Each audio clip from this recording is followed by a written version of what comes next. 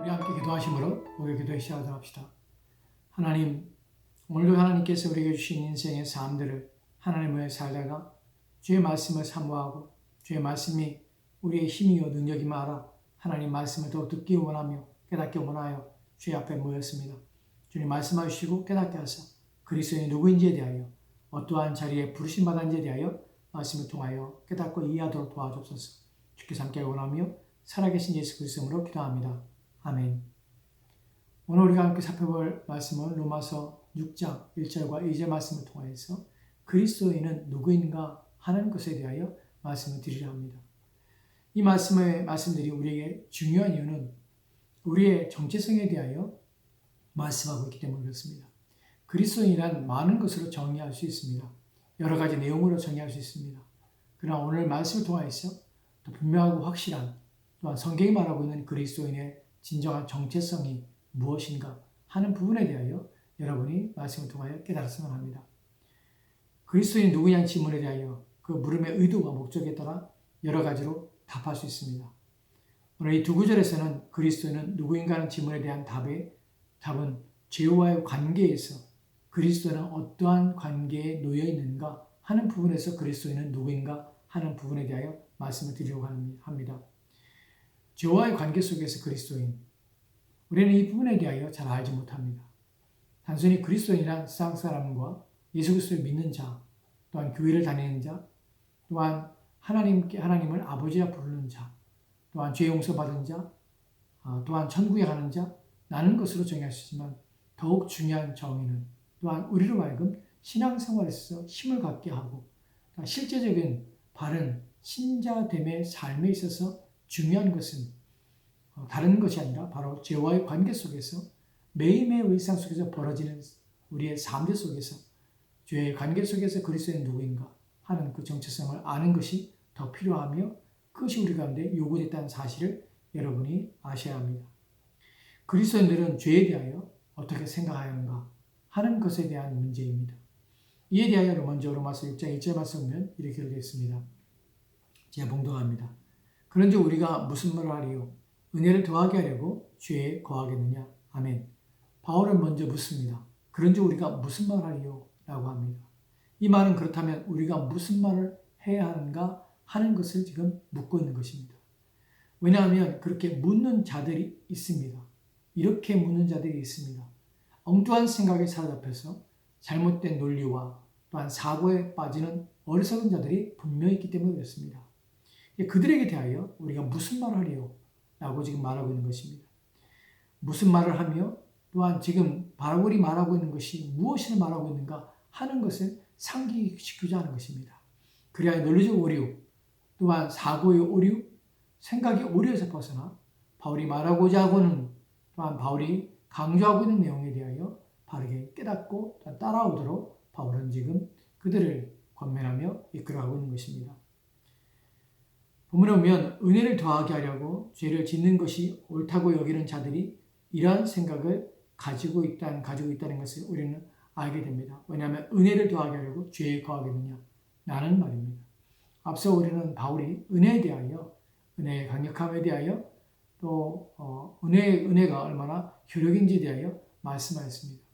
특별히 이러한 오해를 불러일으키는 구절이 로마서 5장 20절을 보면 여기 보면 죄와 은혜를 비교하면서 죄가 더한 곳에 은혜가 넘쳤다고 말하고 있는데 로마서 5장 20절 말씀을 제가 봉독하겠습니다. 율법이 들어온 것은 범죄를 더하게 하려 함이라. 그러나 죄가 더한 것에 은혜가 더욱 넘쳤나니. 아멘. 율법이 들어온 것은 범죄를 더하게 하려 함이라고 합니다. 그러나 더욱 중요한 것은 율법을 통하여 죄가 더욱 드러나며 또한 죄를 더욱 죄되게 하지만 그러나 은혜는 죄가 더한 것에 더욱 넘쳐나게 된다는 것입니다. 여기서 분명한 것은 바울이 이러한 말을 하는 이유는 은혜의 더욱 풍성함을 말하고자 하는 것이지 다른 의미가 아닙니다. 우리의 구원의 확실성과 죄사함과 하나님의 자비와 긍휼의 풍성함을 말하고자 하는 의미입니다. 실제로 은혜는 죄보다 더 풍성히 주어졌으며 지은 죄보다 더욱 넘치는 용서를 더하게 되는 것입니다. 그러나 이러한 가르침에 대하여 그 의도와 목적을 무시한 채 바울의 가르침을 의도적으로 왜곡하려는 자들에 대하여 바울이 다시 언급하며 더욱 명확하게 하려고 하는 것입니다. 그렇기 때문에 은혜를 더하게 하려고 죄에 거하겠는가 하는 어리석은 질문에 대하여 사람들이 묻고 있는 것입니다. 우리가 이러한 자들에게 무슨 말을 할 수 있으며 어떻게 해야 하는가 하는 것에 대하여 지금 말하는 것입니다. 죄를 더 짓는 것이 하나님을 기뻐하는 것인가? 그렇게 되는 것인가? 죄에 거하고자 할 때에 무슨 말을 해야 됩니까? 그렇게 함으로 하나님의 은혜와 용서와 자비가 더욱 드러나게 된다면 그러면 죄를 더 짓는 것이 옳은 것이 아닌가 하는 것입니다. 이러한 이에 대하여 바울은 로마서 6장 2절 말씀에서 그 답변을 하고 있습니다. 로마서 6장 2절 말씀을 제가 봉독합니다. 그럴 수 없느니라. 죄에 대하여 죽은 우리가 어찌 그 가운데 더 살리요. 아멘. 바울은 그럴 수 없다고 딱 잘라 말을 하고 있습니다. 그러한 일은 있을 수 없다는 것입니다. 왜 그럴 수 없는가?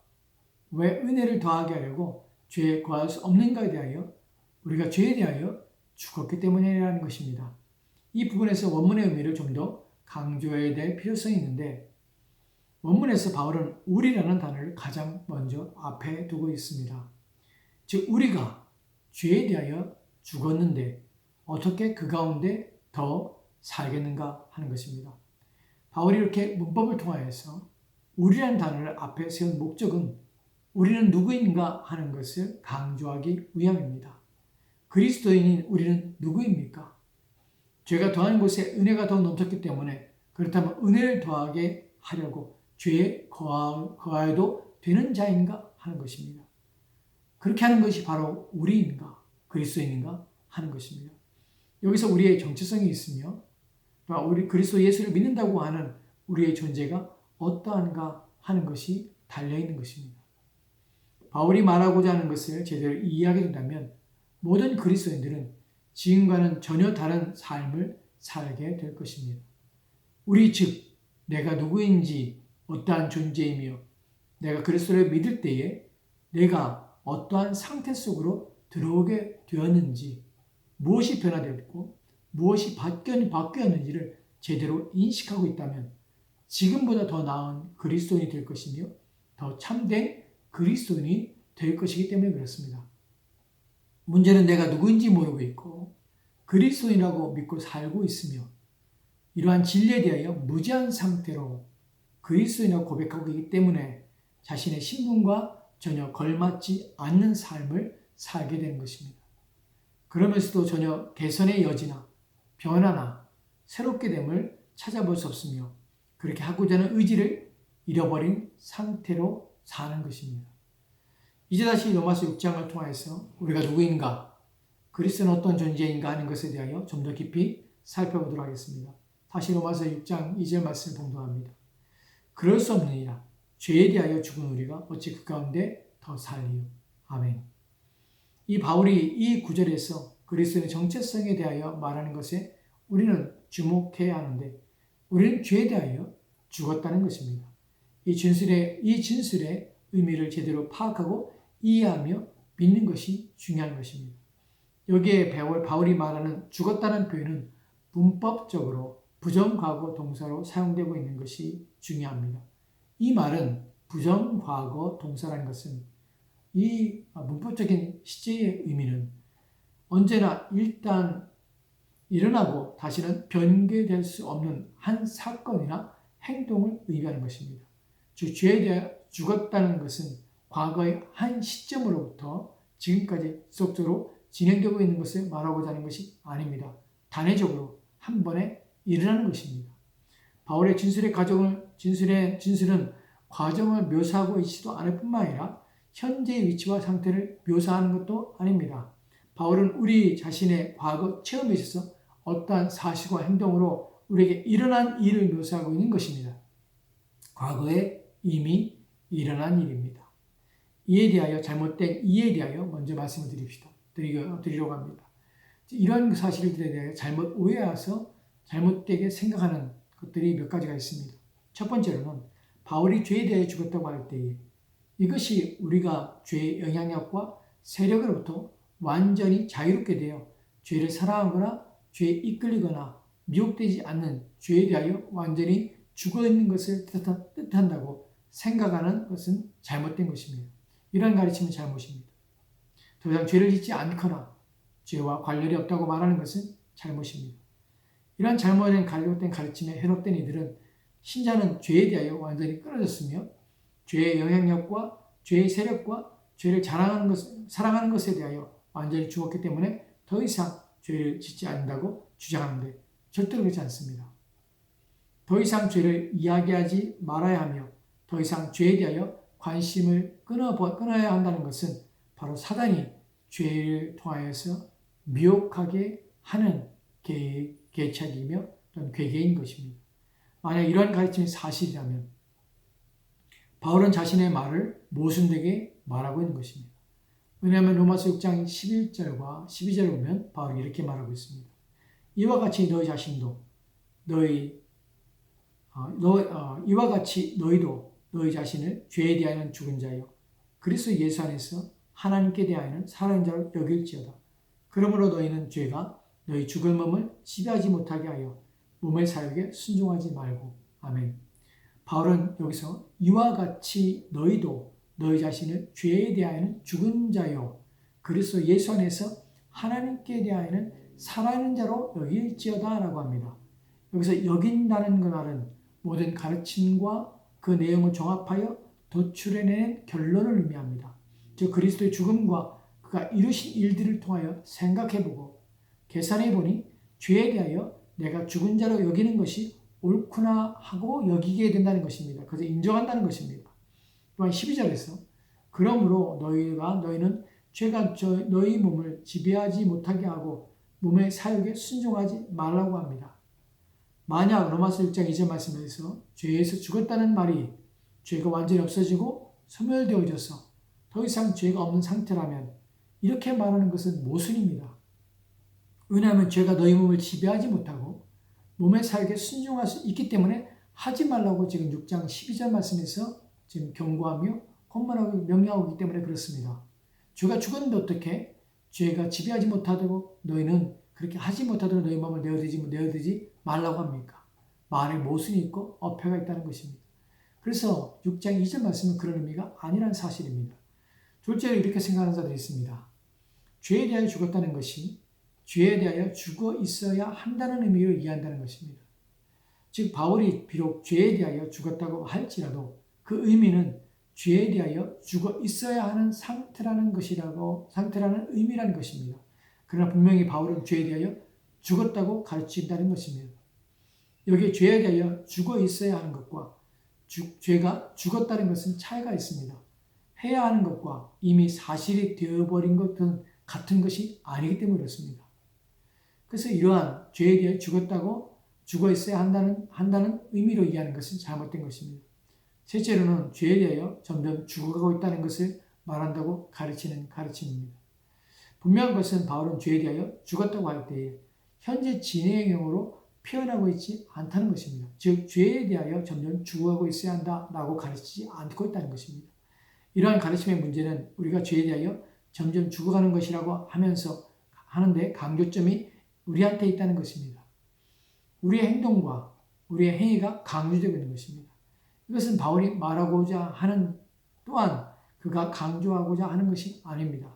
죄의 문제는 우리가 할 수 있는 것이 아니며 그리스도께서 십자가에 달려 죽으실 때에 성령으로 우리 또한 믿음 안에서 그분과 함께 죽었던 것입니다.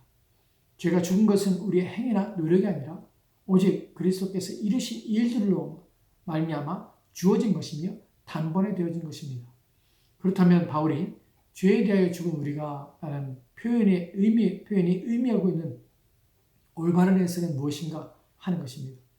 먼저 우리가 실제적으로 이해하고 또한 겪고 있는 어려움은 비록 우리가 죄에 대하여 죽었다고 하지만 여전히 죄가 우리 안에 역사하고 있으며 그렇기 때문에 죄에 대하여 자신을 내어주지 말라고 하며 죄에 대하여 죽은 자로 여기라고 말하고 있다는 것입니다.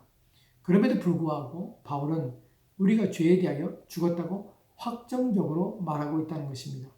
이것이 모순되는 것입니까? 아니면 다른 의미가 있는 것입니까? 이에 대하여 확실히 우리에게 깨닫게 해주는 것은 바로 로마서 6장 1절 말씀입니다.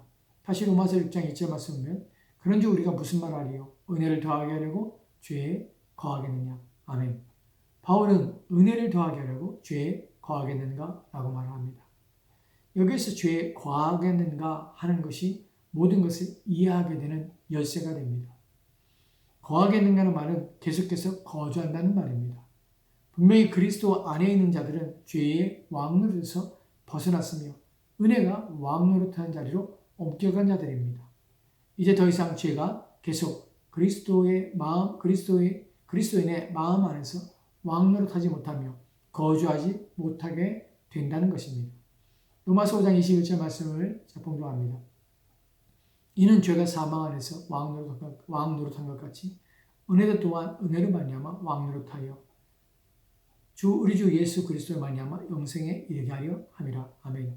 그리스도인은 은혜가 의로 말미암아 왕노릇한 자이며 영생에 이르게 하는 능력이 그들 안에 역사하는 자입니다. 그렇기 때문에 죄가 거할 수 없는 것이며 죄가 지속적으로 지배할 수 없는 것입니다. 왜냐하면 죄에 대하여 죽었기 때문에 그렇습니다. 이제는 어떠한 상태입니까? 은혜가 지배하며 은혜 아래 살고 있는 자입니다. 이에 대하여 예수님께서는 요한복음 8장 34절 말씀에서 이렇게 말씀하시는데 요한복음 8장 34절과 35절 말씀을 제가 봉독하겠습니다. 예수께서 대답하실 때 진실로 진실로 너희에게 이르노니 죄를 범하는 자마다 죄의 종이라. 종은 영원히 집에 거하지 못하되 아들은 영원히 거하나니. 아멘. 주님께서는 죄를 범하다 라고 말씀합니다. 죄를 범하는 자마다 죄의 종이라고 합니다. 여기서 범하다라고 하는 말은 그 영역에서 계속 산다는 의미입니다. 왜냐하면 종은 영원히 집에 거하지 못하기 때문에 그렇습니다. 죄를 범하는 자마다 죄의 종이며 종은 영원히 집에 거하지 못합니다. 그러나 아들만이 영원히 거하게 되는 것입니다. 즉 죄를 범하는 자마다 죄에 거하며 죄에 계속 사는 자라는 의미 속에서 바울이 지금 말하고 있는 것과 말하고 있는 의미를 좀 더 분명하게 이해시켜 주는 것이. 다시 로마서 8장 다음 절인 로마서 8장 36절 말씀은 이렇게 기록되어 있는데 제가 봉독합니다. 그러므로 아들이 너희를 자유롭게 하면 너희가 참으로 자유로우리라. 아멘. 그러므로 아들이 너희를 자유롭게 하면 너희가 참으로 자유로우리라 라고 합니다. 즉 종이 영원히 집에 거하지 못하는데 죄를 범하는 자마다 죄의 종이기 때문에 그렇습니다. 근데 아들이 자유롭게 하기 때문에 이제 그리스도인들은 하나님의 아들이 되어 영원히 집에 거하게 된 것입니다. 죄는 더 이상 거주하지 못하게 된 것입니다. 여기 중요한 것은 거하다는, 살다는 것입니다. 계속해서 그 안에 머물다는 것입니다. 이에 대하여 요한일서 3장 9절 말씀을 보면 이렇게 기록되어 있습니다. 하나님께로부터 난 자마다 죄를 짓지 아니하나니 이는 하나님의 씨가 그의 속에 거하며 그도 범죄하지 못하는 것은 하나님께로부터 났습니다. 아멘. 하나님께로부터 난 자마다 죄를 짓지 않는다고 합니다. 여기서 짓다라는 말은 습관적으로 행하다, 계속 그 안에 있다, 그 안에 산다는 의미로 삶의 주요 경향성을 가리키는 것입니다. 요한이 말하고자 하는 것은 하나님께로부터 난 자는 죄가 삶의 주요 경향성을 자리하여 죄의 왕 노릇이 가능하지 않다는 것을 말하고 있는 것입니다. 그리스도인은 죄 안에서 산다는 것이 사실상 불가능한 것입니다. 그 안에 있는 은혜의 권능이 그를 그렇게 하도록 내버려두지 않기 때문에 그렇습니다. 그렇기 때문에 바울은 로마서 6장 14절 말씀에서 이렇게 말하고 있는데 제가 봉독합니다. 죄가 너희를 주장하지 못하리니 이는 너희가 법 아래 있지 아니하고 은혜 아래 있습니다. 아멘. 죄가 너희를 주장하지 못한다는 것입니다. 죄가 아무리 악하게 군다 해도 그리스도인을 주관하지 못합니다. 결국 그리스도인은 죄의 체계와 죄의 궁극적인 세력에서 계속 살 수 없고 살지 않을 것이라고 바울이 말하고 있는 것입니다. 우리는 비록 죄에 대해 죽었지만 죄가 없는 것이 아닙니다. 그러나 우리가 비록 죄의 유혹과 죄가 여전히 우리 안에 역사하고 있지만 우리는 죄의 나라와 영토와 체제와 왕노릇에서 벗어난 자들인 것입니다. 우리는 이것을 믿어야 합니다. 이러한 것에 대하여 확신을 가져야 합니다. 그리고 죄와 싸워야 하며 죄에 대하여 죽었기 때문에 죄에게 더 이상 우리 자신의 몸을 내어주지 말아야 합니다. 또한 우리는 죄에 대하여 죽었지만 죄는 우리에 대하여 죽지 않았다는 사실 또한 알고 죄에 대하여 깨어 있어야 하는 것입니다. 함께 기도합시다. 하나님, 오늘 우리가 그리스도의 정체성에 대하여 죄에 대하여 거하겠느냐? 나는 말씀의 의미가 무엇인지, 우리는 죄에 대하여 거할 수 없는 자임을, 우리는 이제 죄의 시대적 지배와 또한 죄의 체계와 죄의 통치와 죄의 왕으로에서 벗어난 자임을 알게 도와주옵소서. 비록 우리가 때로는 연약하여 범죄하며 또한 때로는 하나님에 대하여 온전치 아니한 모습으로 주 앞에 서 있다 할지라도 더 이상 우리는 죄가 지배할 수 없으며 또한 죄의 다스림과 또한 죄 안에 거할 수 없다는 사실을 인식하고 은혜 아래에 있음을, 은혜의 왕릇 아래에 있음을 알고 죄와 싸우며 죄에게 의하신을 내어놓지 않는 죄로 말미암아 우리가 불의의 병기로 사용되지 않도록 우리를 지켜주시고 우리의 마음에 죄와 싸울 수 있는 능력과 힘을 더하여 주옵소서. 주께서 우리를 돕기를 소망하며 감사드리며 살아계신 예수 그리스도로 기도합니다. 아멘.